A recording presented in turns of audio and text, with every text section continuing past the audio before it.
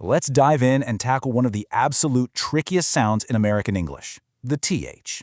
If you stick with me for just the next few minutes, I promise you, you are going to walk away knowing how to nail it every single time. So, have you ever stopped to think about this? Why do words like this and thin sound so incredibly different? I mean, they start with the exact same two letters, right? But the sound is not the same at all. Well, it turns out there's a really simple secret behind it, and we are about to unlock it together. All right, so here it is, the big secret. It all comes down to one simple idea. Is your voice turned on or is it turned off? That's it. That's the whole trick. It's a concept called voicing. Let's look at the two sounds side by side. You've got the sound in think. That one is what we call voiceless. I want you to think of it like your voice engine is completely off. It's just air passing through. But then you have the sound in this. Now that one is voiced. Your engine is on, it's humming, and you can actually feel it rumble.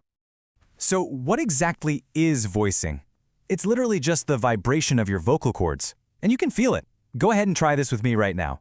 Make a long zzz sound, and put your hand flat on your throat. You feel that little buzz? That is voicing. The voiced th has that buzz, and the voiceless one doesn't. Simple as that. Okay, the real key here is learning to feel this difference for yourself. So we're going to do a super simple 3-step sound check. You can do this right now wherever you are. No equipment needed. Okay, first up is the throat check. Put your hand on your throat and say the word this. Go on, try it. This. Feel that vibration? Now say think. Think. See? The buzz is totally gone. Okay, next, the paper test. Grab a piece of paper, hold it in front of your mouth, and say think. The paper should flutter a little bit from that puff of air. And finally, the mirror check. For both of these sounds, your mouth should be doing the exact same thing. Look in a mirror, you should see the very tip of your tongue peeking out between your teeth.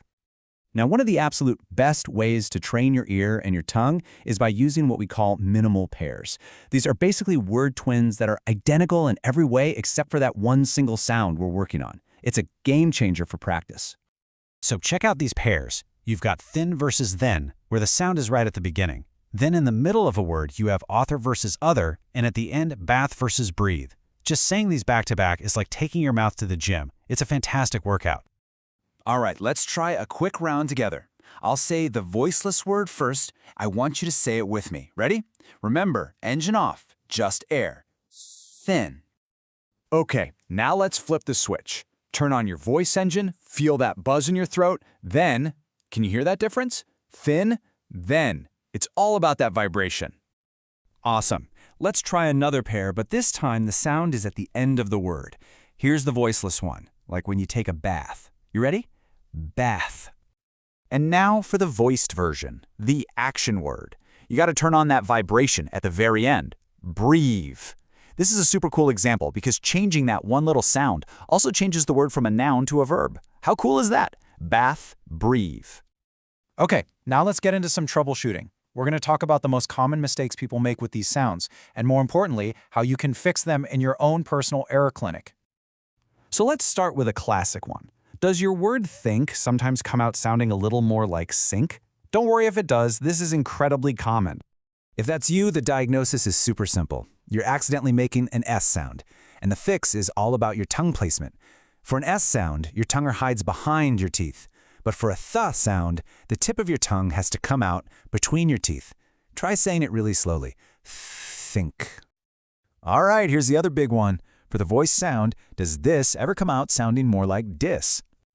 So here, the diagnosis is that you're swapping in a D sound instead.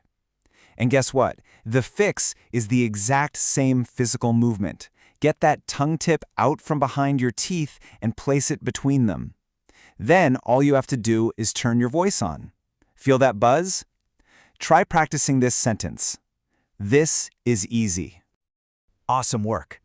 So now that we've broken down the sounds and we fixed those common mistakes, it is time to put it all together and practice in a full sentence. Let's have some fun with a tongue twister. I'll say it slowly first. 30, thoughtful, thieves, thanked, the therapist. Now here's the really cool part about this one. Every single th in that sentence is the voiceless engine off sound. That makes it perfect for practice. Go on, give it a shot. And there you have it. Just like that, the secret is out. It really is all about voicing, that little buzz in your throat.